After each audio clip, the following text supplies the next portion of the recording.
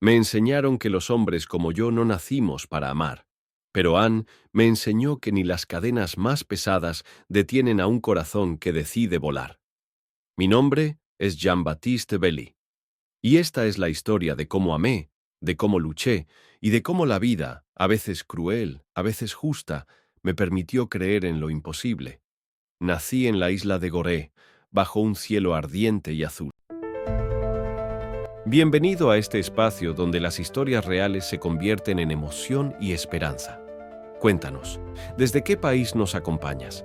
Si estas historias llegan a tu corazón, déjanos tu comentario y compártelas con tus amistades, porque a veces una historia puede cambiar un día o una vida. Gracias por ser parte de esta familia de soñadores. No tengo recuerdos claros de mi madre, solo el eco de su voz en la brisa marina y el roce de sus manos cuando me entregaron a los mercaderes.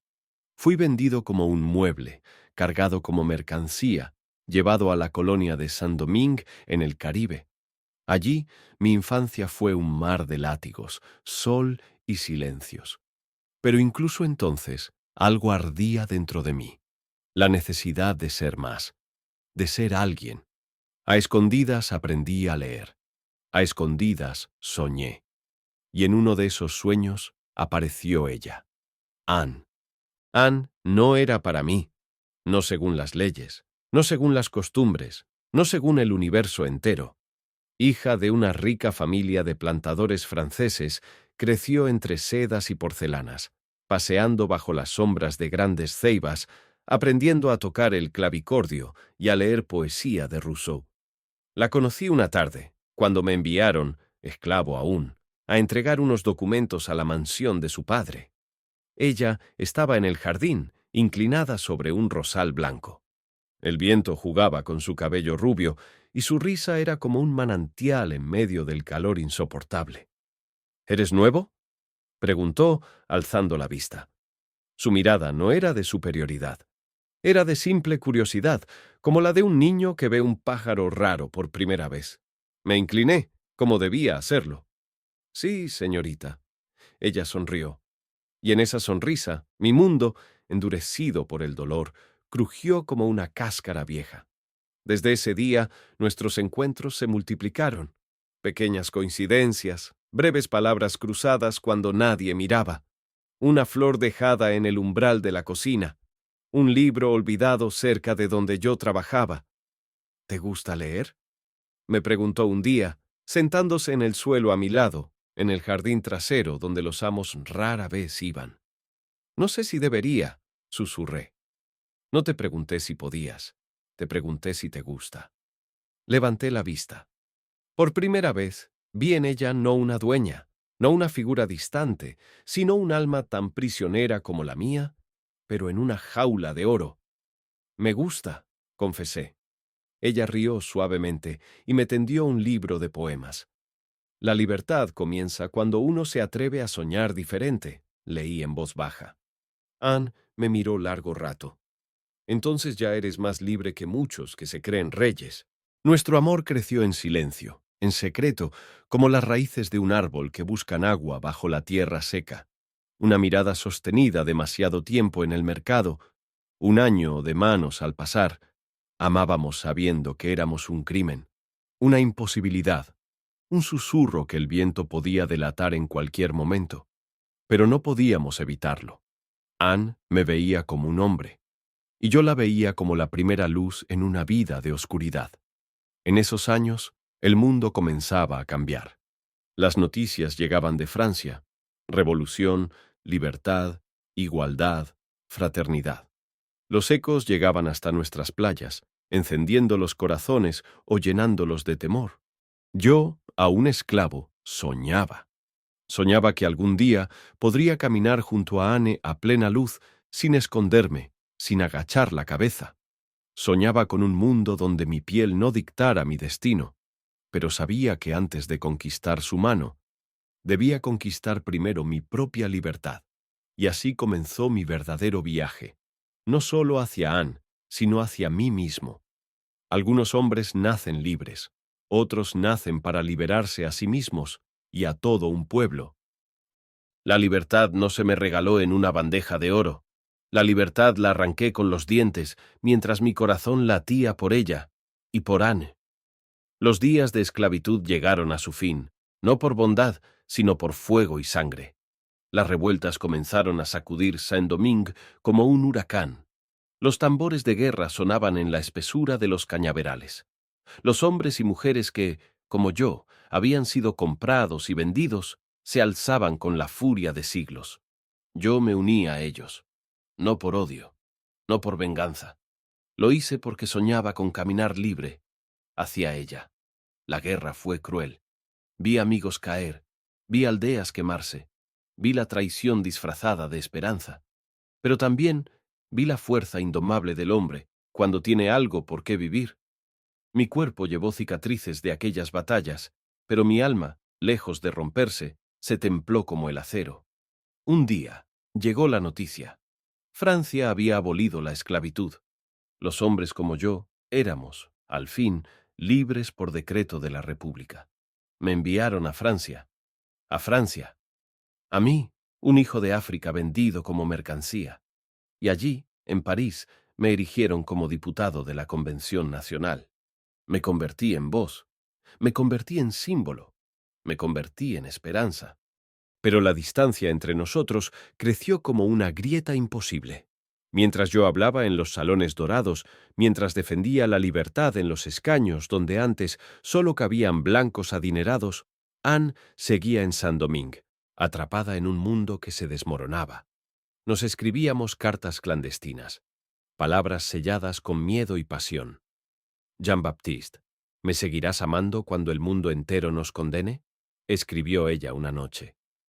Anne, te amaré aunque tenga que romper cada cadena que el mundo intente ponerme, le respondí. Pero las viejas heridas no sanan tan fácil. Los amos blancos, resentidos por la pérdida de su poder, comenzaron a conspirar.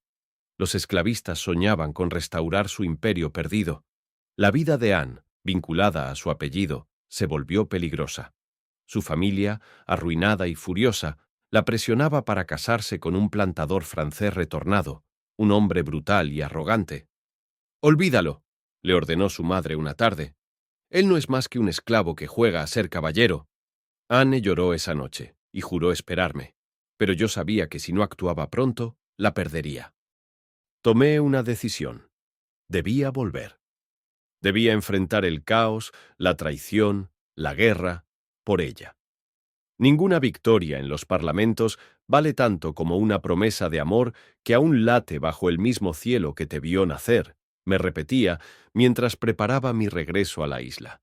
Así, una noche silenciosa de 1797, embarqué de regreso hacia Saint-Domingue, no como esclavo, no como mercancía, sino como un hombre libre, un hombre que regresaba a reclamar su amor.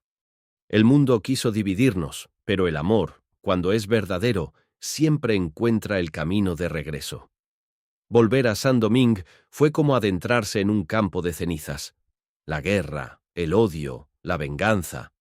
Todo había transformado la tierra que un día conocí como hogar.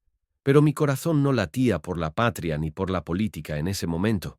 Mi corazón solo latía por ella, Anne. La encontré donde siempre supe que la encontraría, en el viejo jardín de su casa, donde alguna vez cultivó rosas. El tiempo había cambiado muchas cosas. La mansión estaba derruida, sus ropas ya no eran de seda, y su cabello, antes ordenado en peinados impecables, caía libre sobre sus hombros. Pero sus ojos seguían siendo los mismos, azules como la esperanza, azules como la promesa de un nuevo amanecer. Jean-Baptiste, susurró, como si dudara de su propia vista.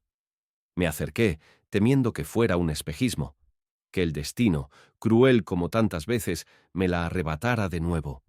Pero ella corrió hacia mí, y en sus brazos supe que no habría más cadenas, no habría más prohibiciones, no habría más secretos.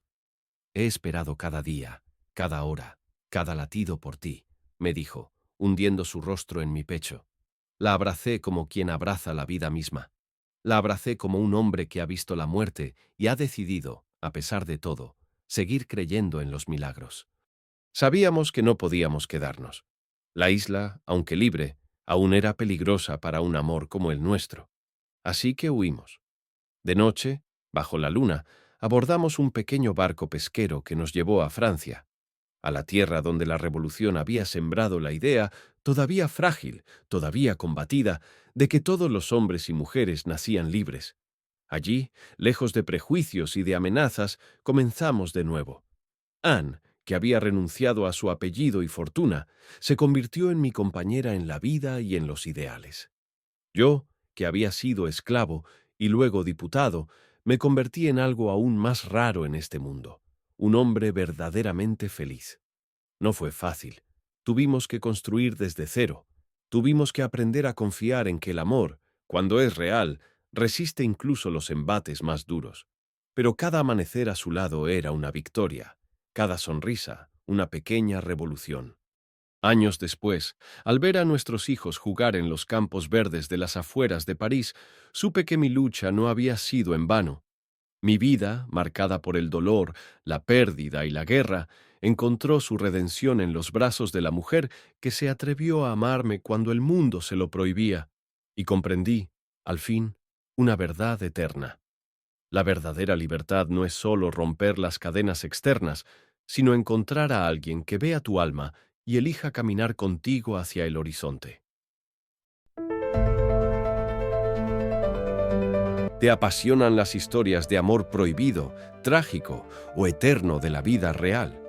Este fue solo uno de muchos relatos ocultos entre las páginas del pasado. Suscríbete a esta colección de historias románticas de época basadas en hechos reales. Activa la campanita para no perderte el próximo capítulo y acompáñanos a descubrir amores que sobrevivieron al escándalo, la historia y el olvido.